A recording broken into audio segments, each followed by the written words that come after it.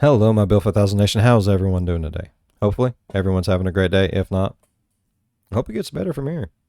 We are back with a new MrBallen video. That's right. This one was titled, "A Photo So Evil It Was Never Meant to Be Seen."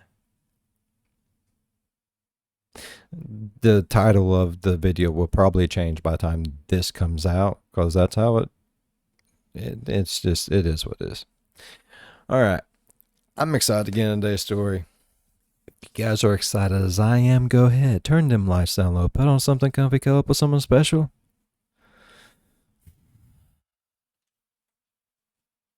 Let's get slightly traumatized. Just ever so tenderly.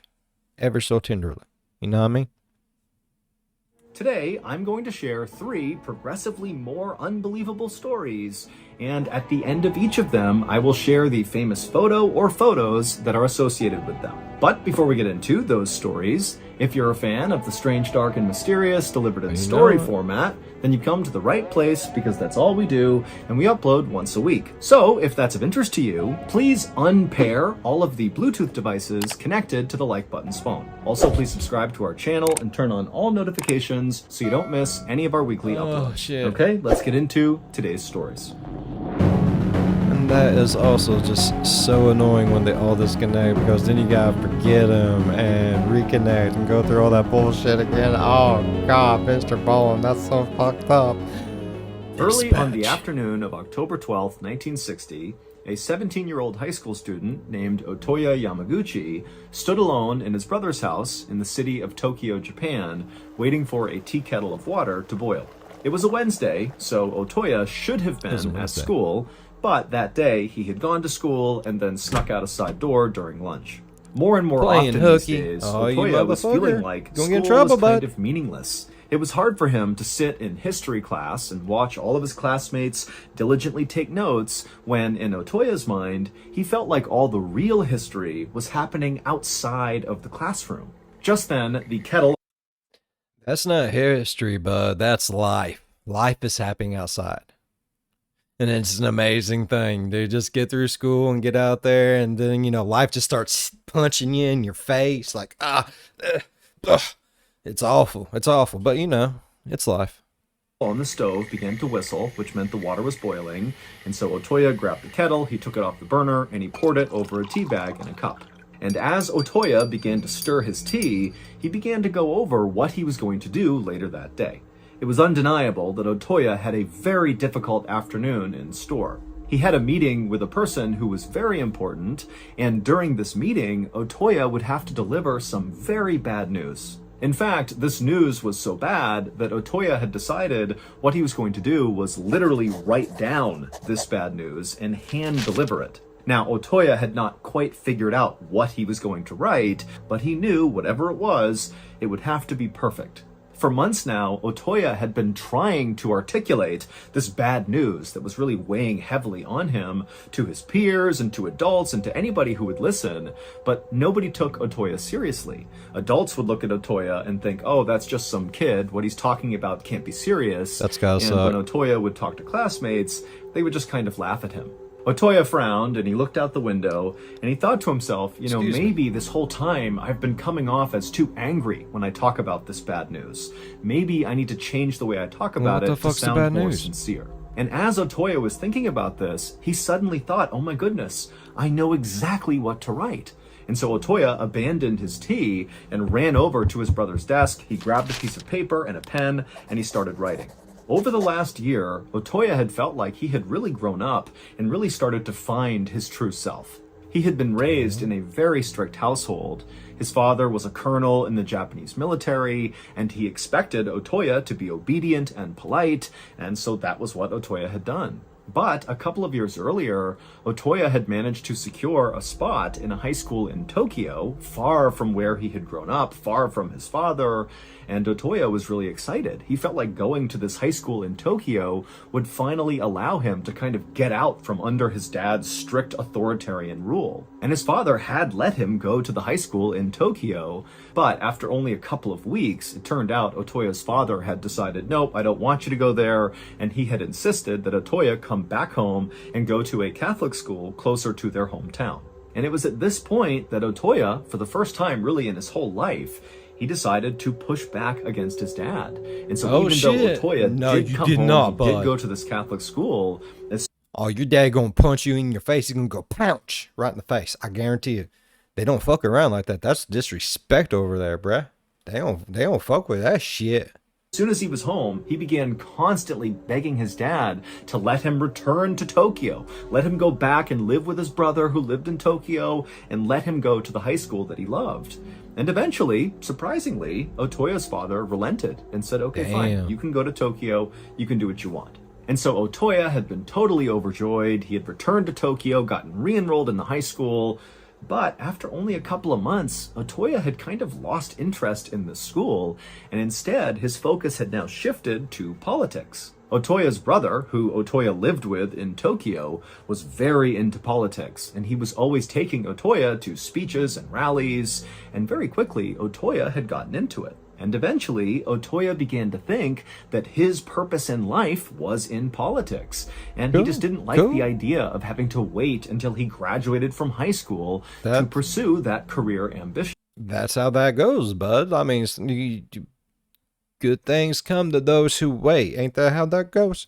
Just hold the fuck on, Holmes. But when Otoya brought these ambitions up to anyone who would listen, no one took him seriously. They looked at him as a skinny, scrawny, kind of meek little guy who was not going to make a difference in the world. But Otoya begged to differ. By now, Otoya was almost done with this note he was writing, and so he looked up and he checked the clock. He saw it was 2 p.m., which meant he really needed to get going soon. He was going to go to a political debate at the Hibiya Public Hall in downtown Tokyo, and the very important person he was going to meet and deliver this bad news to was going to be at this debate. Otoya took one more look down at the note he had just written, and he read it over a couple of times, and he realized he was missing one more line at the bottom. And so he leaned down and he wrote, quote, "I can't forgive you." Feeling like he was done, he folded up the note, put it in his pocket.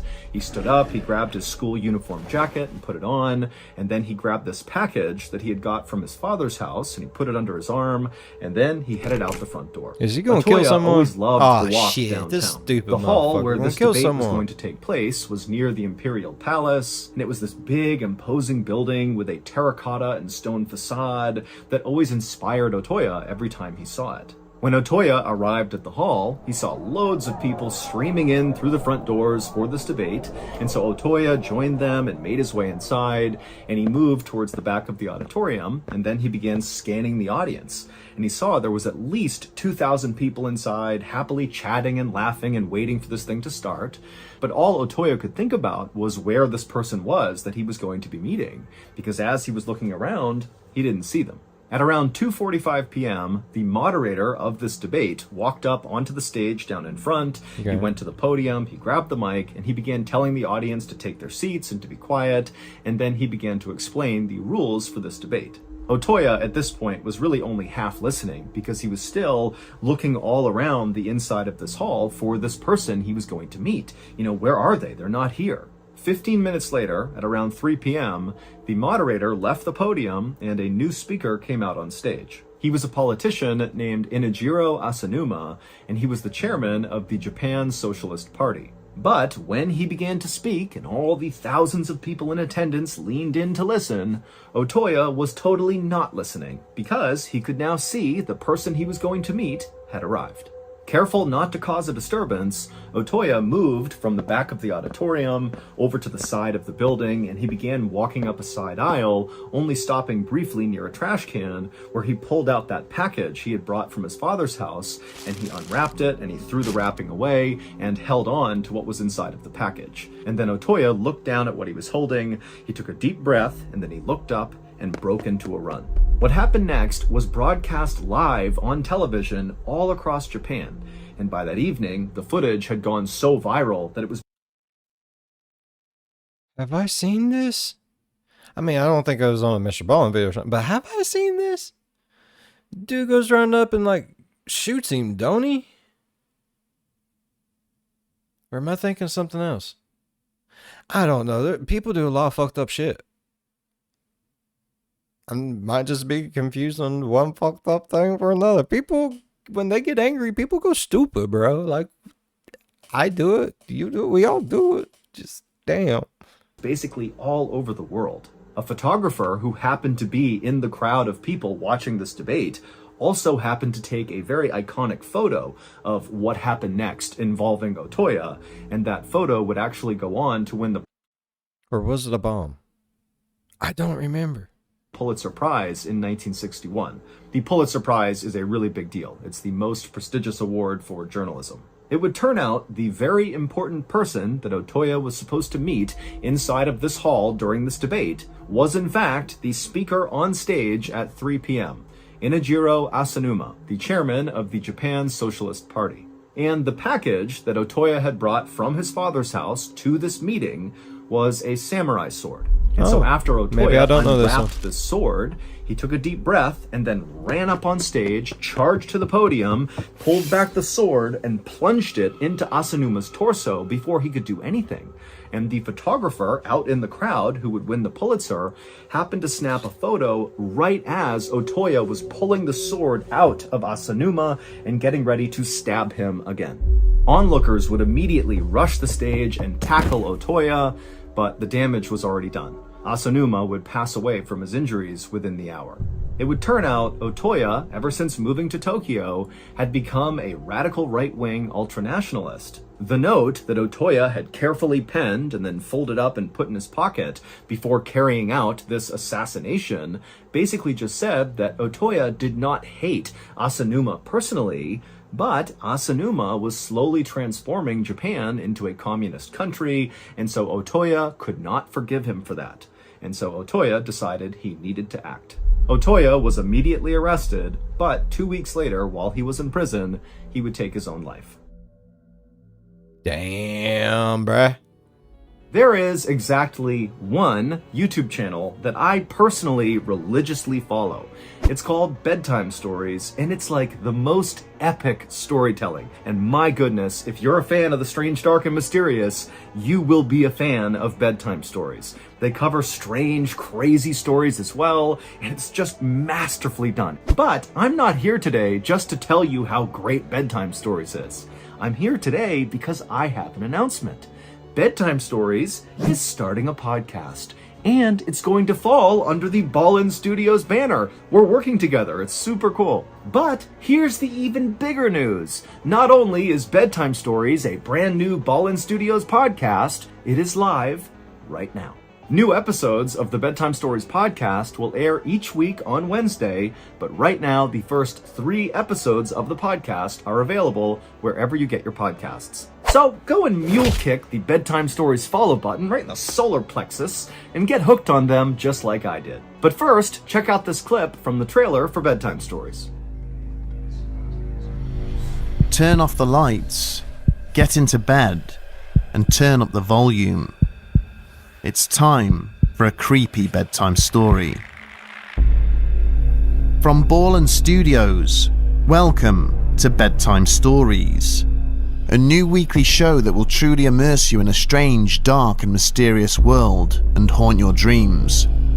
We'll bring you true stories from around the world, from the paranormal to the supernatural, unsolved mysteries, strange deaths, cryptids, and the most disturbing of true crime, all told in a unique and bone-chilling way. New episodes every Wednesday. Follow Bedtime Stories wherever you get your podcasts.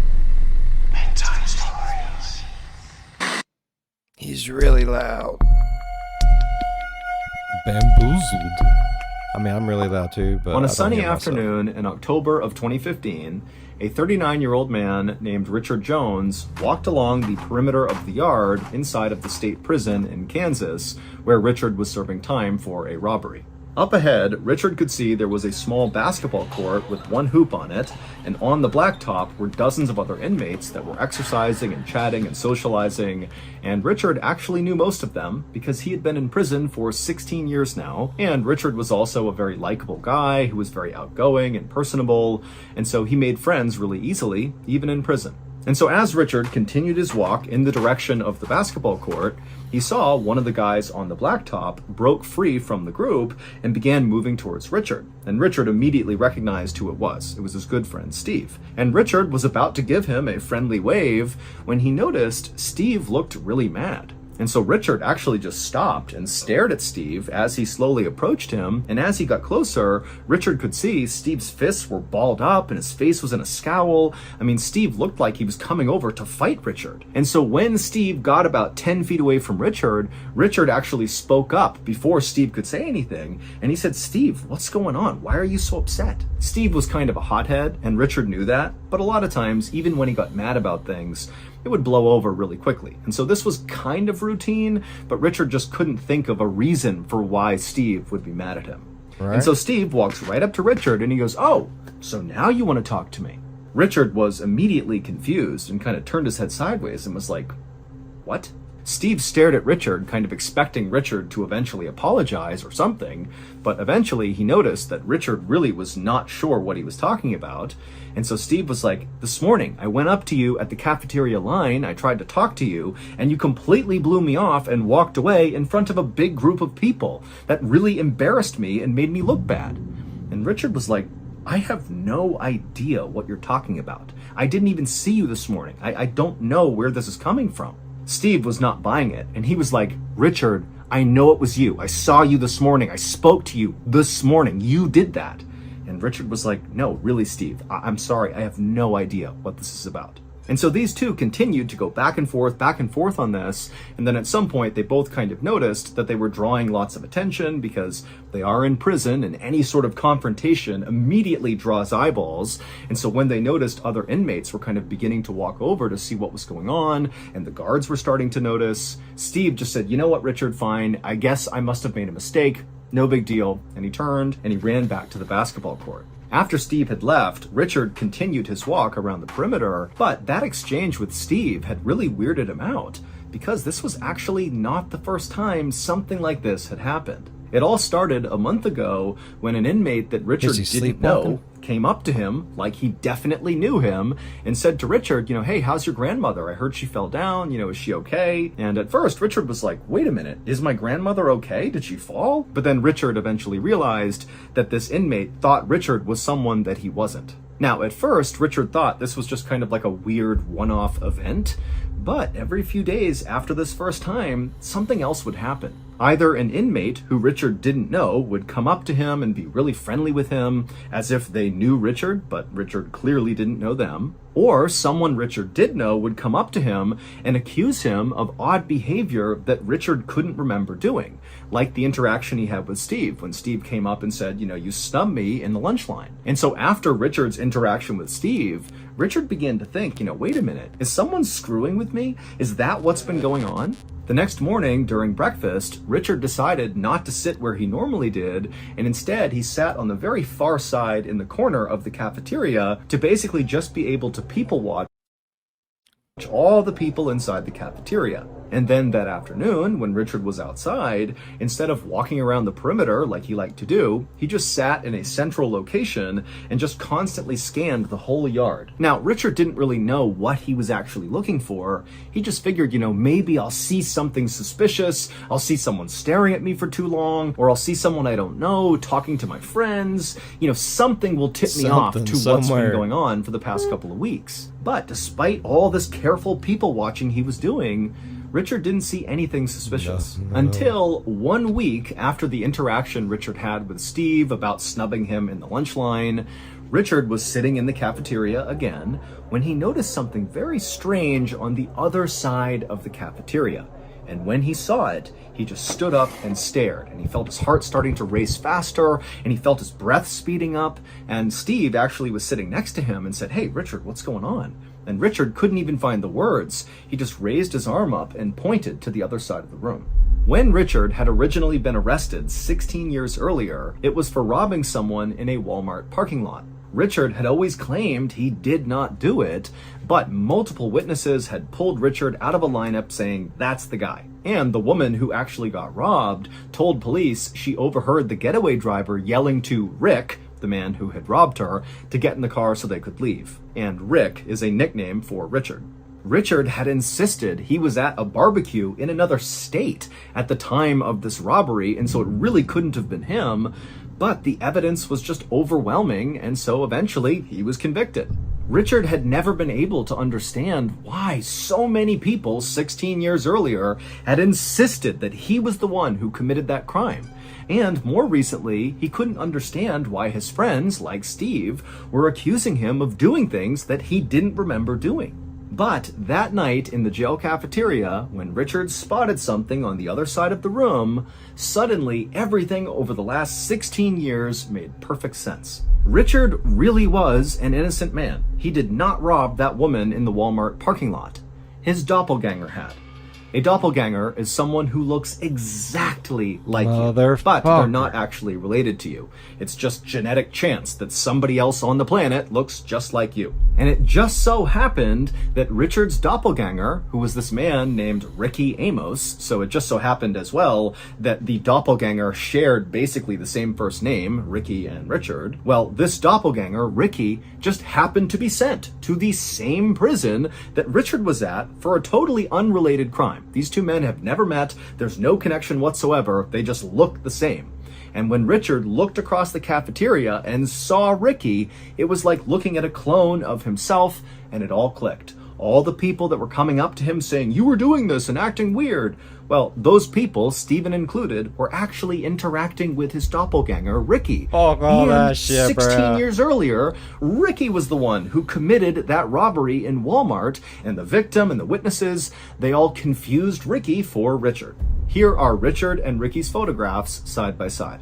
Once a judge was made aware of this situation and saw the two photos side by side, he knew the police had made a mistake. Even the prosecutor who had tried Richard in the robbery case supported his release. Richard was freed in 2017 and got a $1 million settlement from the state. As for the doppelganger, Ricky Amos, he was never actually tried for the robbery 16 years earlier because by the time they figured out he was the robber, the case was too old to try.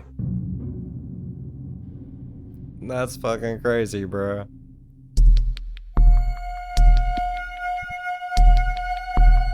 On the evening of March 15th, 2018, a 55-year-old man named Jian stumbled out of this fine dining restaurant in downtown Singapore and promptly threw up on the sidewalk. Pedestrians jumped back to get out of the way, and a woman in I don't like where this is going. There's too many pictures of brains and heads.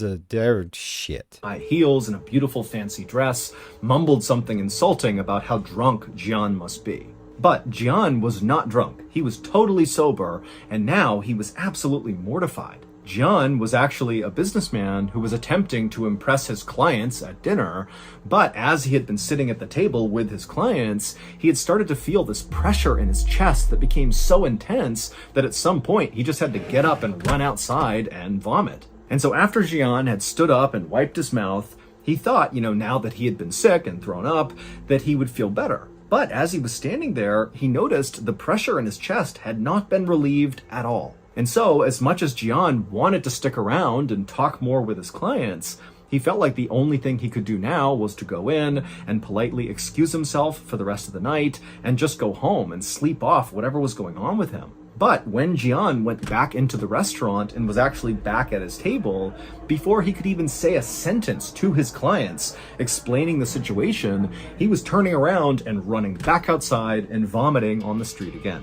At this point, Jian knew something was definitely wrong, and so he didn't have time to tell his clients what was going on. He just needed to get to a hospital, and so he sprinted across the street, got in his car, and began driving. When he got to the hospital, he was so scared about what was happening to him that he actually parked his car crooked in the spot and left his door open as he sprinted towards the emergency room. And then once he was inside the hospital, he ran up to the receptionist and tried to tell them what was going on, but he literally couldn't speak. And then he just collapsed in a chair right nearby.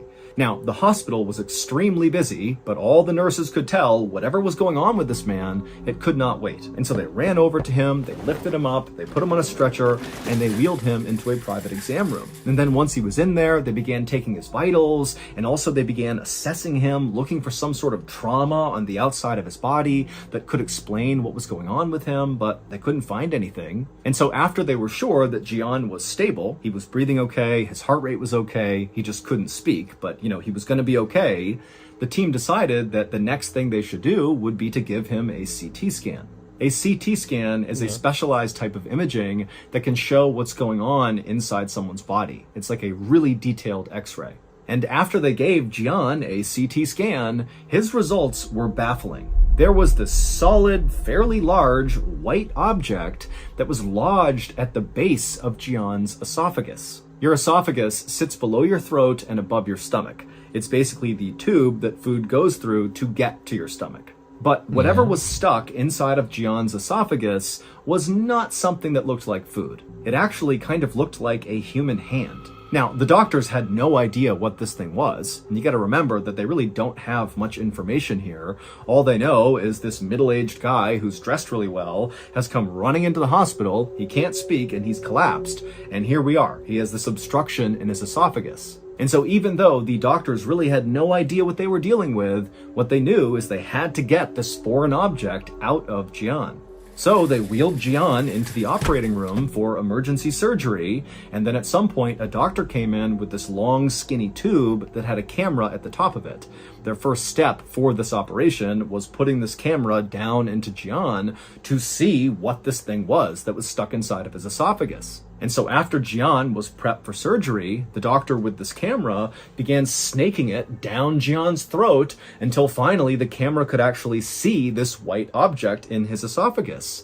And when the camera revealed what this thing was, the entire medical team in the operating room just gasped. They could not believe what they were looking at. To understand what they were looking at, we have to go back several hours. That night, Jian had decided he really wanted to impress his wealthy clients. And so he had decided to take them to this very special restaurant that none of them had been to, and he wanted them to try a very special and very rare dish that this restaurant sold. It was called sanakji. Sanakji is a Korean delicacy that is very popular in certain circles. But it's also very dangerous. Every year in South Korea, at least 6 people die from eating sanakji. Because sanakji is just a living octopus. You literally eat the octopus as it's moving around, and the risk of it getting stuck in your throat is pretty high. And so as Jian is trying to eat this living octopus, the octopus decided it didn't want to be eaten, and so it flailed its tentacles around, and finally its suckers lodged onto his esophagus, and that's where it stopped. Now, we don't know how long this octopus remained alive inside of Jian's esophagus, but we know it was alive at least for a little bit, because after Jian managed to swallow it down, it kept wriggling around and grabbing and trying to escape, and that's what created that intense pressure in Jian's chest and kept causing him to go vomit. And so when the doctors put that camera down Jian's throat, they saw a whole octopus. The octopus was removed from Jian's esophagus, and 2 days later, Jian was discharged, fully recovered. It's unclear if Jian ever tried sanakji again. If he's smart, no. At 4 a.m. on a winter day in 1993, a 50-year-old man named Joe walked down a dark hallway inside of his farmhouse in Kentucky.